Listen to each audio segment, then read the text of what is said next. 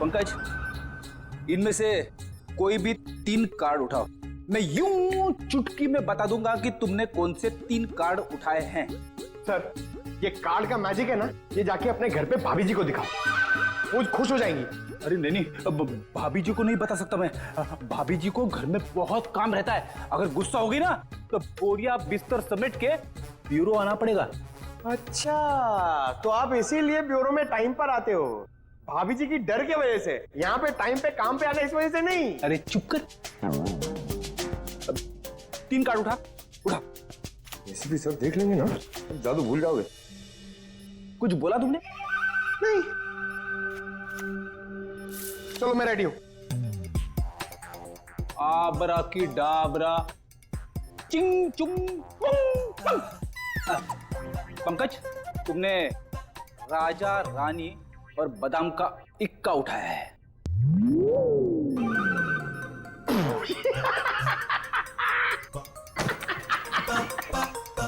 Fail हो गया magic, fail हो गया आपका। क्या कोई जूनियर स्टैंडर्ड के बच्चे ने सिखाया क्या मैजिक? क्या बात है, किस बात पे इतना हंस रहे हो? अरे सर, ये फ्रेडी सर ना मैजिक ट्रिक सिखा रहे थे सर, इनसे हुआ ही नहीं। यार ये ट्रिक व्रिक बंद करो, समझे?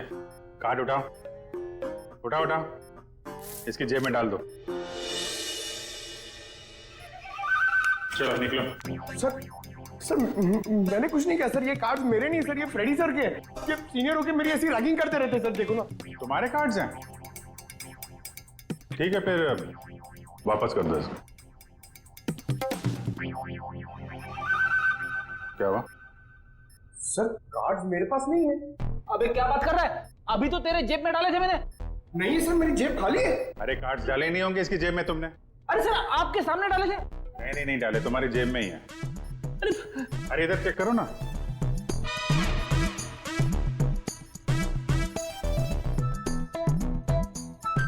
हाँ,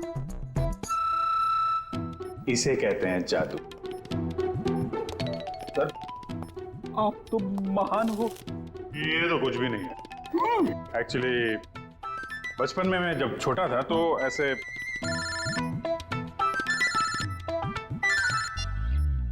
हेलो कौन हो?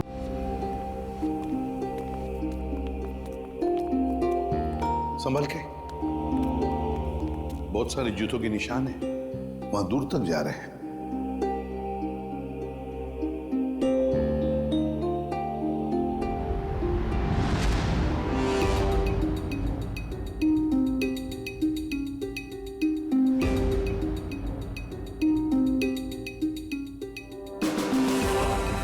माय गॉड, बड़े अजीब तरीके से मारा इसे। रानी सर किस हथियार से काटा इसे?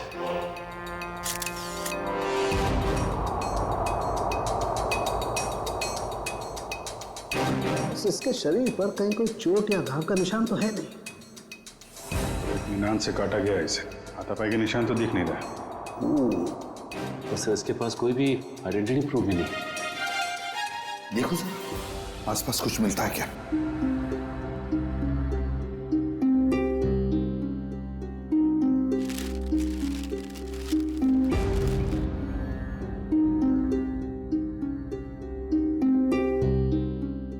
लाश वहां पे और खून यहाँ पे, बड़े अजीब तरीके से बिखरा हुआ है सर।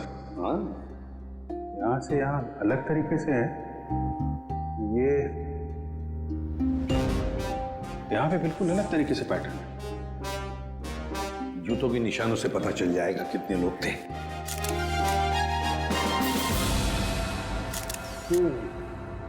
बस कुल 6 जोड़ी जूतों के निशान है यहाँ पर।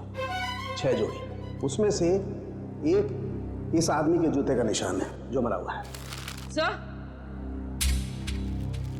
सर ये पेपर्स पे तेल लगा है।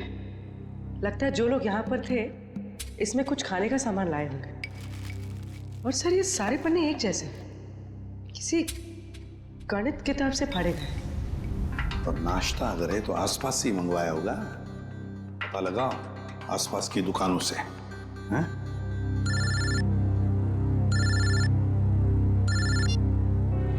हेलो हाँ बोल रहे हैं। क्या? सोनिका जी, आपका कहना है कि सिम सिम नाम के एक अजनबी जादूगर ने प्रीतम को हवा में उड़ाया और वो हवा में उड़ता उड़ता घर से बाहर जाके गायब हो गया और फिर उसकी लाश ऊपर से आपके पैरों में आके गिरी। जी बिल्कुल सही। और इन सब की जिम्मेदार ये माया है। सोनिका जी, माया जी कोई जादूगरनी नहीं है, ये तो आपके सामने ही थी ना। देखिए ना सर, ये कैसी बहकी बहकी बातें कर रही है। सोनिका जी, आपको ऐसा क्यों लगता है कि प्रीतम की इस हालत की जिम्मेदार माया जी हैं? सर, इनके और मेरे पति के बीच में काफी टाइम से तनाव चल रहा था और वो पार्टी भी तो इन्होंने ही रखी थी और वो जादूगर, वो भी तो इन्होंने ही बुलाए थे। नहीं सर जी, जादूगर माया ने नहीं बुलवाए थे, वो तो झिलमिल ने बुलवाए थे। झिलमिल? झिलमिल माया की मैनेजर।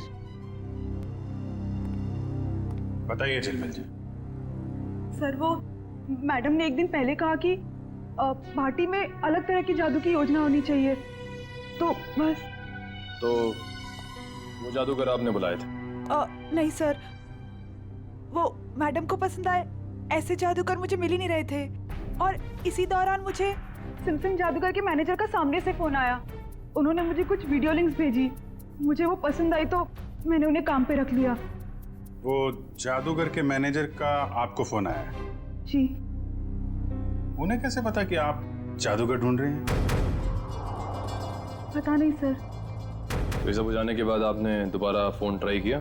सर, मैंने काफी बार ट्राई किया, लेकिन वो नंबर बार बार नॉट रीचेबल आ रहा था। और जिस नंबर से मुझे फोन आया था, मैंने भी उस पर ट्राई किया, मगर वो भी नहीं लग रहा था।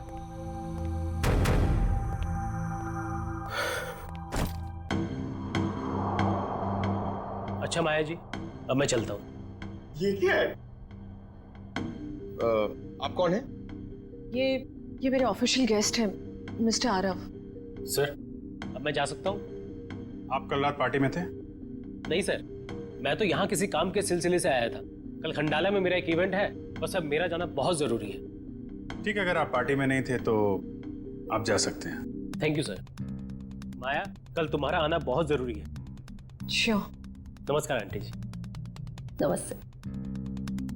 सोनिका जी, जिस नंबर से आपको फोन आया था, वो नंबर आप हमें दे दीजिए। और झिलमिल, तुम उन जादूगरों के जितने भी फोटो और वीडियोस और फोन नंबर्स हैं, सब हमें दो।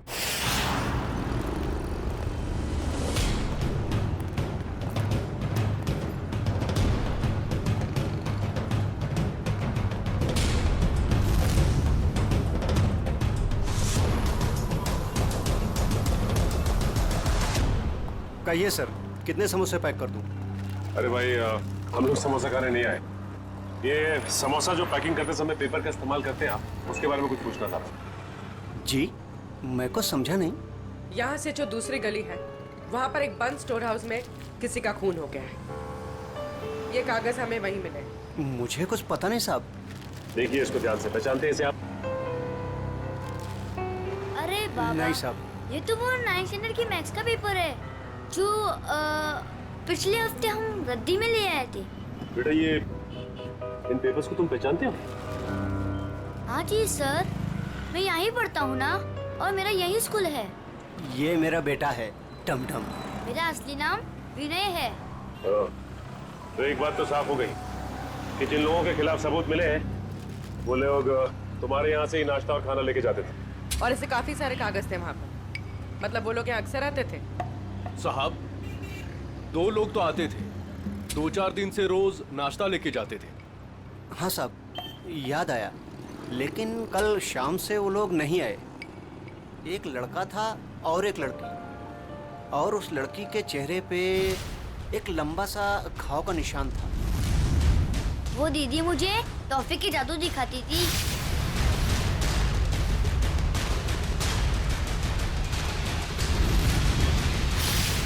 और वो जो टी शर्ट वाला लड़का साथ में आता था, वो एक समोसे के 2 समोसे करके टमटम को दिखाता था। सर, मतलब ये 2 लोग उन 5 लोगों में शामिल हैं जो वेयरहाउस से गायब हुए हैं। हो सकता है। और ये लोग जादू भी दिखा रहे हैं। और अजीब बात तो यह है कि प्रीतम के खून में भी जादूगरों का हाथ और वेयर हाउस वाले खून में भी जादू। अच्छा देखो, आपको हमारे लिए स्केच बनाने होंगे उस लड़की के और लड़के के।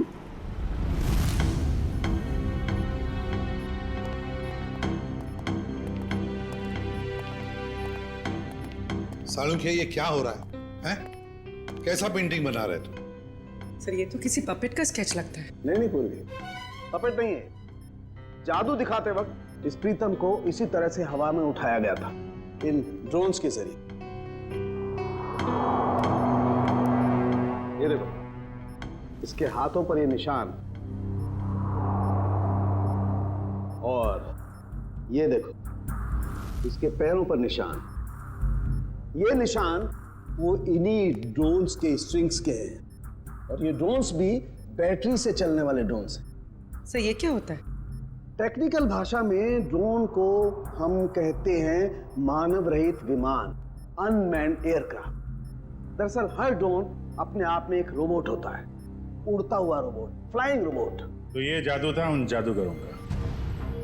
लोग उड़ती हुई बॉडी को देखने में हैरान थे, लेकिन इस बॉडी के तार जुड़े हुए थे उस ड्रोन से जो आसमान से आए थे। काफी ऊपर थे, इसलिए किसी को दिखाई नहीं पड़ा। पर सर ये बॉडी, इसकी मौत की वजह तो जादू नहीं।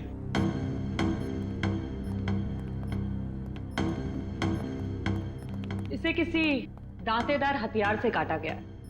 पेट कट के अलग हो गया है, वो भी रीढ़ की हड्डी के 2 हिस्से करके। आइए मैं निशान दिखाती हूँ।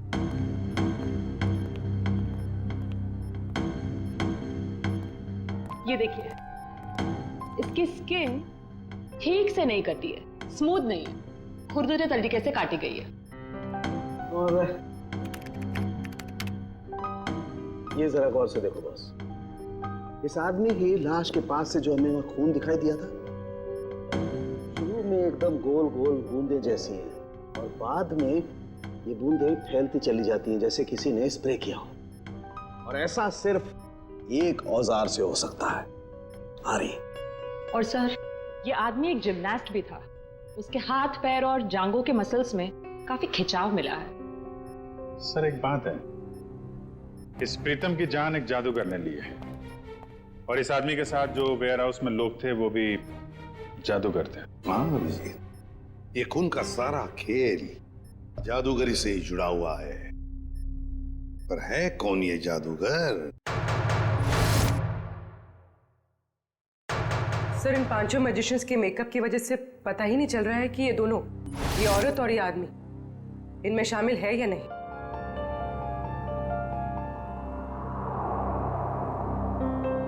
पूर्वी, ऊपर से 2 नंबर पे जो औरत है ना मैजिशियंस में, वो, और नीचे की ये जो 2 फोटोग्राफ्स है उसमें ये औरत, इन दोनों के फोटोग्राफ्स जूम करो।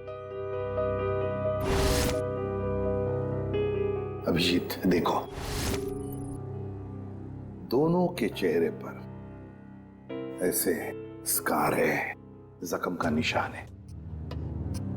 नाक से लेकर बाएं गाल पे इसके है, और ये इस फोटो में भी ये निशान उभरा हुआ, मेकअप से दबा नहीं है।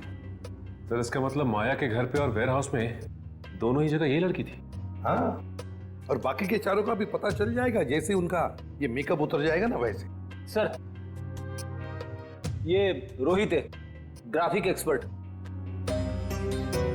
रोहित, इन 5 फोटोग्राफ के मेकअप उतार दोगे और इनका असली चेहरा सामने आ जाएगा? जी सर, पर मुझे थोड़ा टाइम लगेगा। चलो शुरू हो जाओ।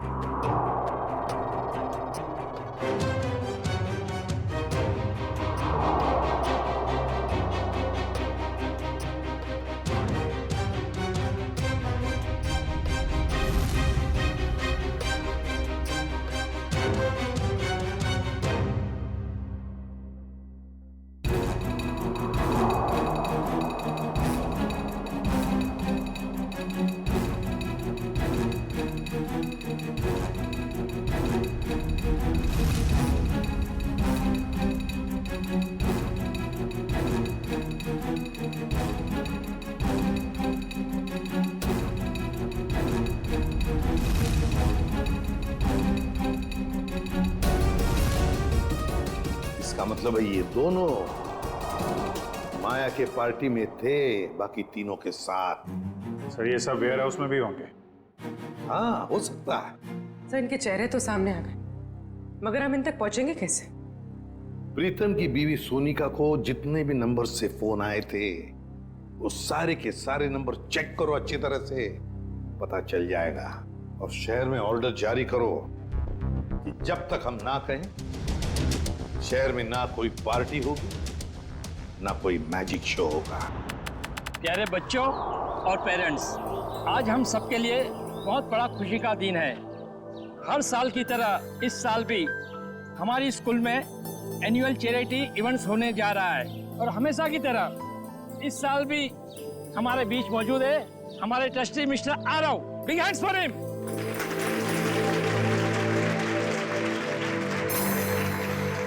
और बच्चों, आज की इवेंट शुरू करते हैं हम एक मैजिक शो के साथ। बड़े ही काबिल जादूगर अपने खेलों से हमारा मनोरंजन करेंगे। ये देखो मैजिशियन आ गए। बच्चों, अब मैजिशियन अपना शो दिखाएंगे। तालियां।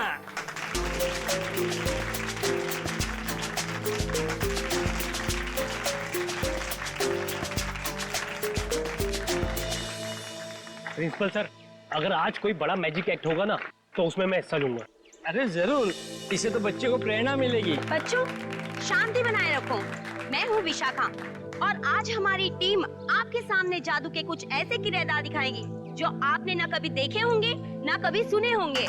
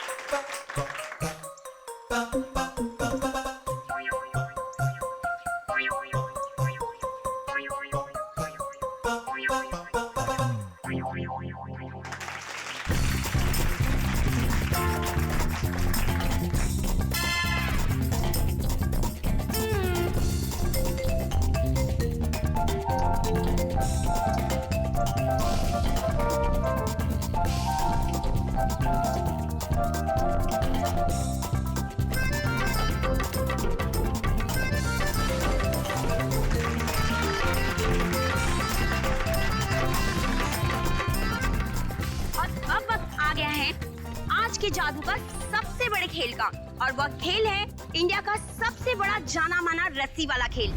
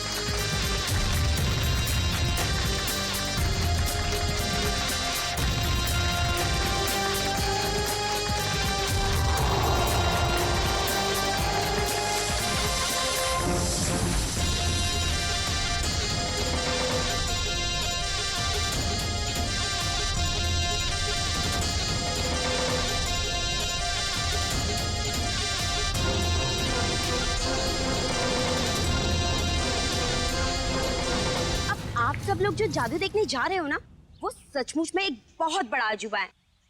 क्या इस खेल को आप में से कोई खेलना चाहेगा? आप? हाँ हाँ जरूर करूंगा। जी सर, प्लीज आइए।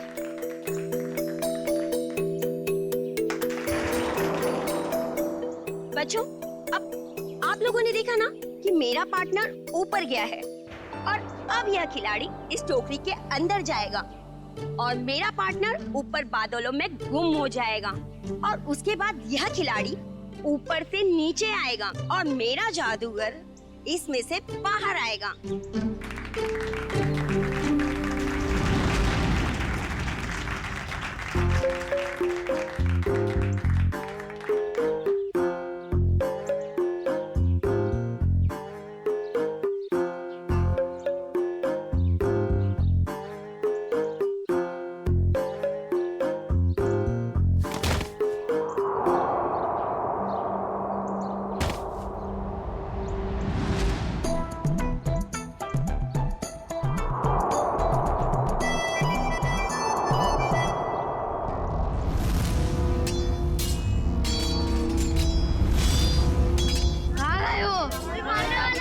मुझे मत मारो मुझे, बचाओ। मत बच्चों। कोई तो बचाओ। मत मारो मुझे, कोई तो बचाओ। कोई तो बचाओ मुझे। जादू की लड़ाई हो रही है।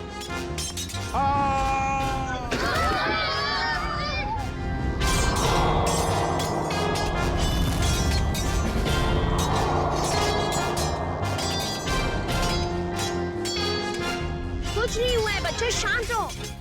शांत रहो, ये जादू है बस, और कुछ नहीं है।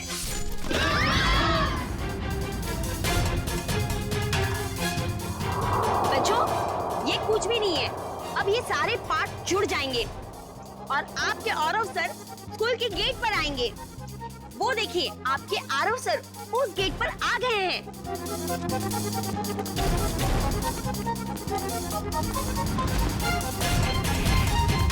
अरे यहाँ तो कोई नहीं है, चलो जाके जादूगर से पूछते हैं।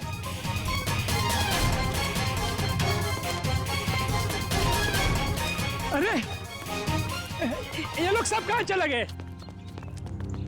ये सब क्या हो रहा है? अरे आरव सर को ये लोग ने गुम कर दिया। मेल और फीमेल मिलाकर 5 लोग हैं, रंगे पुते चेहरे में। हाँ, और उनके साथ वो जादू का सामान भी था। हाँ, उन्होंने एक ऑरेंज सूट पहने आदमी को अगवा किया है, शायद उसे मार भी दिया हो। सारे शहर में नाकाबंदी करवा दो, किसी भी हाल में ये लोग खंडाला से बाहर नहीं निकलने चाहिए। Okay, out. सारे मुंबई में हमने इनके शोज पर पाबंदी लगा रखी थी, इनका बाहर निकलना मुश्किल कर दिया था, मगर इन लोगों ने यहाँ खंडाला में आकर अपने काम को अंजाम दिया। मिसेस माया, ये जो हादसा हुआ है ये आपके पहचान वाले लोगों के साथ हुआ है, पहले प्रीतम और अब ये आरव। या तो इस गुनाह में आप भी शामिल है या फिर आपकी जान को भी खतरा है। अब जरूर हमसे कुछ छुपा रही हैं। नहीं सर, ऐसी कोई बात नहीं है। मैं और प्रीतम तो बिजनेस पार्टनर थे।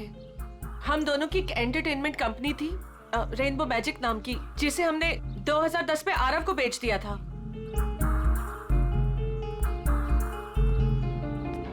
इस माया के माया जाल की सच्चाई जानने के लिए हमें इसके अतीत में जाना होगा।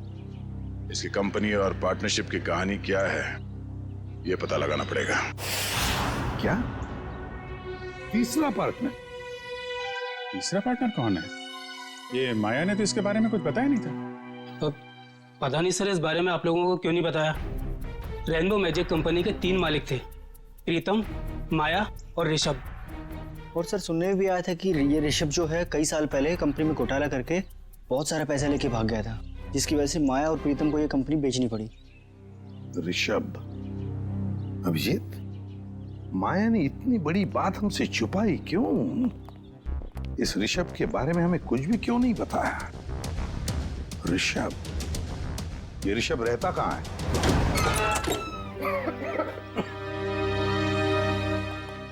वाकई घर को देख के लगता है कि काफी समय से बंद था ये। हाँ, काम करते हैं, घर का कोना कोना छान मारते हैं, एक एक इंच देखो अच्छी तरह से, शायद कोई छुपा हुआ सुराग मिल जाए। हैं? लग जाओ काम पे।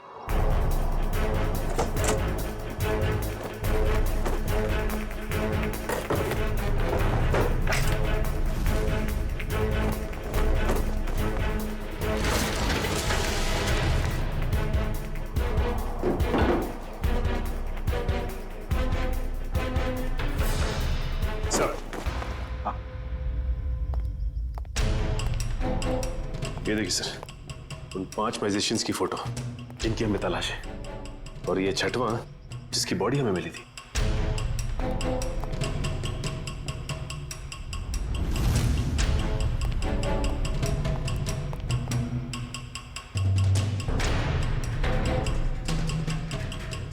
सर, सर किसी वास का टुकड़ा मिला है। वास का टुकड़ा? और बाकी हिस्सा कहाँ है? बाकी हिस्सा नहीं मिला। कहीं इस वास से तो कुछ नहीं किया ऋषभ को?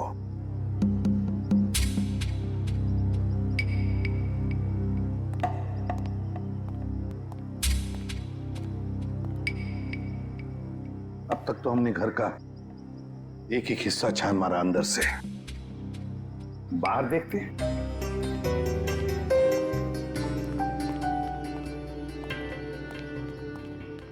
देखो सर, देखो आसपास कुछ मिलता है क्या?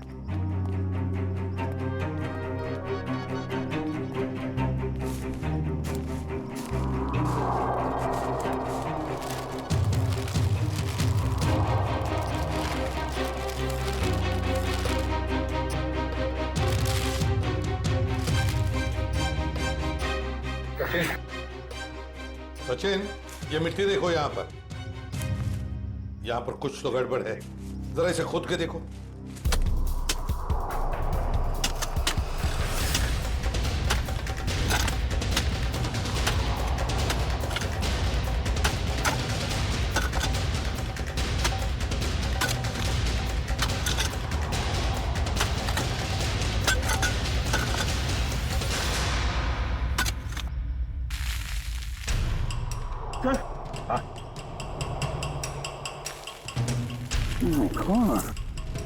लगता है ये किसी का कंकाल है। तो संभल के साफ करो और प्यार से निकालो उसे बाहर।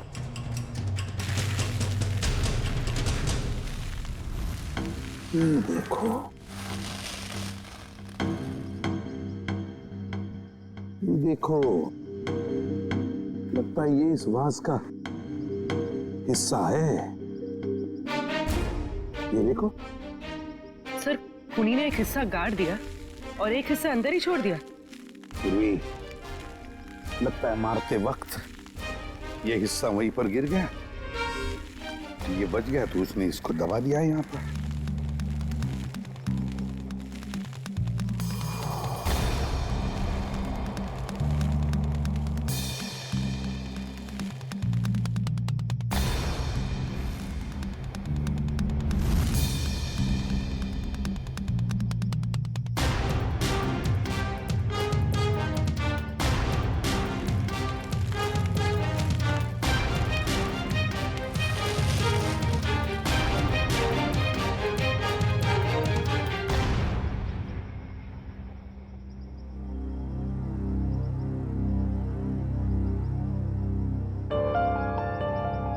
ये तो बिल्कुल वैसी घड़ी है जैसी ऋषभ ने फोटो में पहनी थी सर।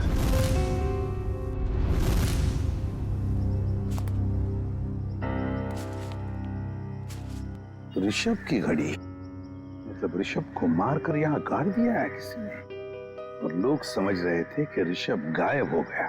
सर फिर तो हमें माया से पूछताछ करनी होगी सर। हाँ सचिन, माया से तो पूछताछ करेंगे ही करेंगे, लेकिन इतनी जल्दी नहीं।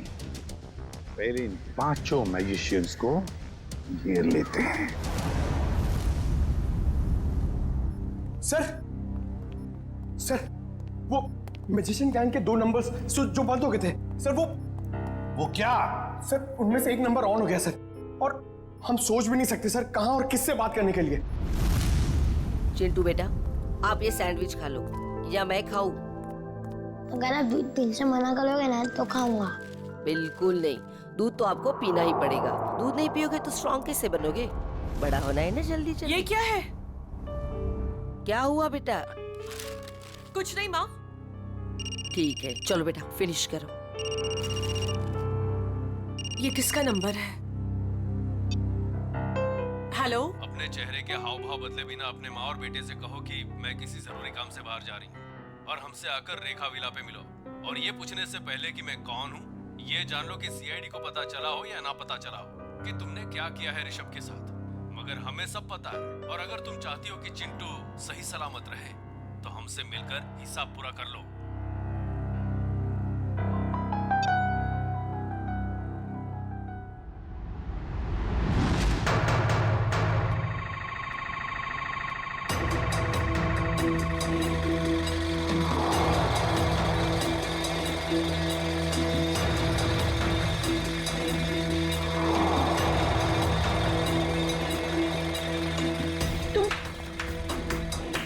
जादूगर लोग यहाँ क्या कर रहे हो? आइए माया जी, आइए। एक बार फिर से हमारे शो में आपका स्वागत है।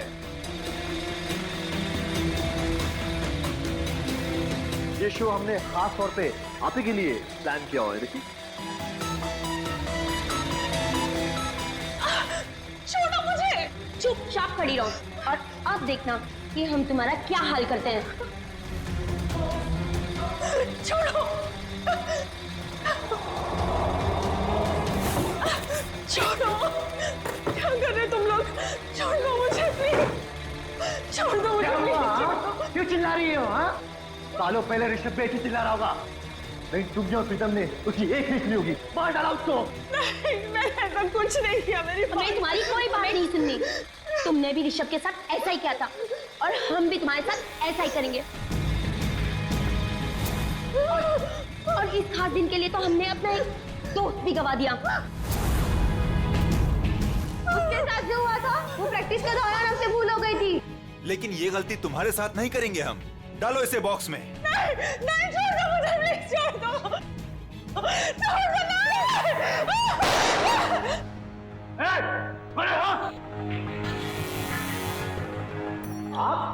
छोड़ दो उसे। ये लोग मुझे मारना चाहते हैं। माँ, माया, माया बिल्कुल मत डरो। ये लोग तुम्हारा कुछ नहीं बिगाड़ सकते।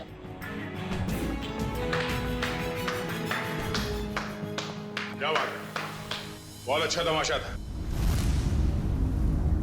पर इसे क्लाइमैक्स तक हम ले जाएंगे। सीआईडी? बिल्कुल, बहुत जादू वादू खेल लिया। अब जो जहां है वहीं खड़े रहे। सर, इन लोगों ने मेरी जान लेने की कोशिश की।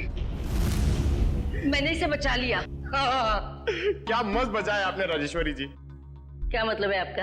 यही कि इन पांचों म्यूजिशियंस के फोन बंद थे और जैसे ही इनमें से किसी एक का मोबाइल एक्टिवेट हुआ, पहला फोन आया तो वो आपको आया। मुझे हो सकता है, मुझे कुछ भी पता नहीं। अब तो ये ड्रामा करने से बाज आई है। माया की मुंह बोली माँ और ऋषभ की सगी माँ राजेश्वरी जी। पहले तो इन पांचों को माया को मारने के लिए भेजा, अब खुद आ गई बचाने के लिए। मार दूंगा इस माया।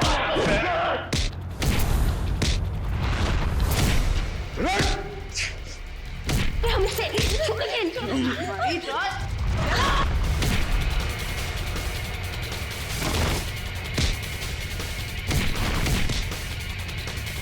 बहुत जादू दिखाया तूने, अभी ये जादू देख।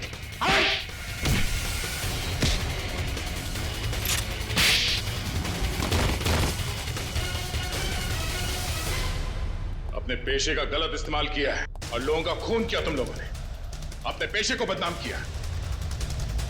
अब जेल में खेलना चक्की पीसने का खेल। राजेश्वरी जी, अब तो माया के घर में उसके साथ ही रह रही थी और वहीं पर प्लान भी कर रही थी 5 मैजिशियंस को लेकर अपने बेटे ऋषभ की मौत का बदला लेने के लिए। वाह, क्यों ना करती मैं ये सब, कहिए ना क्यों नहीं करती। इस माया और प्रीतम ने दोनों ने मिलकर मुझे और सारी दुनिया को धोखे में रखा। मेरे बेटे को धोखेबाज मुजरिम और भगोड़ा कहा और तो और मुझे भी इस बात का भरोसा दिला दिया। आपको कानून का सहारा लेना चाहिए था। कानून सजा देता इनको, लेकिन आपने खुद कानून को हाथ में ले लिया। सर, आपका कानून सबूत मांगता है और मेरे पास कोई सबूत नहीं था। सबूत ना होने पर इस माया और प्रीतम को कानून छोड़ देता। इसीलिए मैंने इनके साथ ही आरव को मारने का भी प्लान कर दिया। ताकि कोई सबूत ही ना रहे। और माया, तुमने क्यों मारा ऋषभ को? सर मैंने ऋषभ को नहीं मारा है। उस दिन हालात ही कुछ ऐसे थे। हम घाटे में हैं और मैं कर्ज में। तुम्हारी जिद की वजह से मैं और माया मुसीबत और झेलने वाले नहीं है। कंपनी बिकेगी, अब तो कुछ नहीं कहेगा, समझा? तू मुझे समझाएगा क्या करना चाहिए क्या नहीं? हाँ? अगर तू मेरे रास्ते में आएगा ना, मैं तुझे छोड़ूंगा नहीं। मुझे मारेगा तू? मुझे तेरी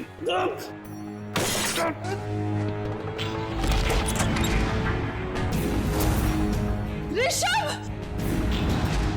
God! Oh my God! Rishabh!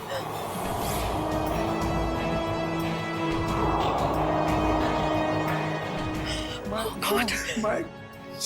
ये क्या किया तुमने? मार दिया इसे! मैं पुलिस को सब कुछ बताऊंगी और राजेश्वरी आंटी को भी। मैं पुलिस को बता दूंगा कि तुमने ऋषभ का खून किया है। प्रीतम ने मुझे ऐसे मजबूर कर दिया कि मेरे पास और कोई रास्ता ही नहीं बचा। मैं सच कह रही हूं, मुझे इस बात का बहुत अफसोस है। इसीलिए मैं मां को,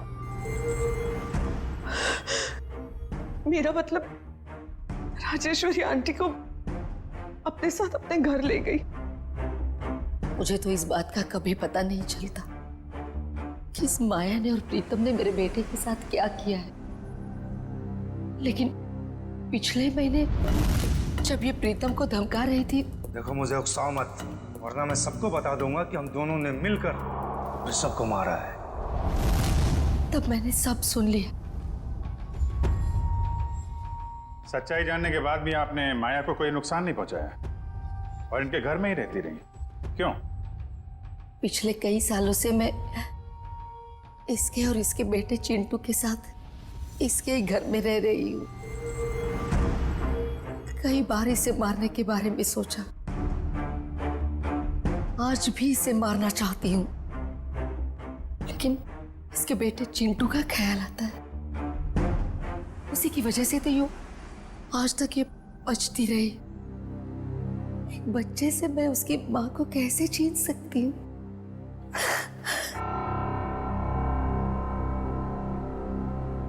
राजेश्वरी जी, आपने अपना बेटा खो दिया। इसका दुख हम समझ सकते हैं, लेकिन इसका मतलब ये नहीं कि अपने बेटे की मौत का बदला आप दो लोगों की जानें लेकर पूरा करो। नहीं। और माया, मैं तुमने एक मुजरिम का साथ दिया, प्रीतम का साथ दिया। कानून तुम दोनों को कभी माफ नहीं करेगा। कड़ी से कड़ी सजा होगी तुम दोनों को।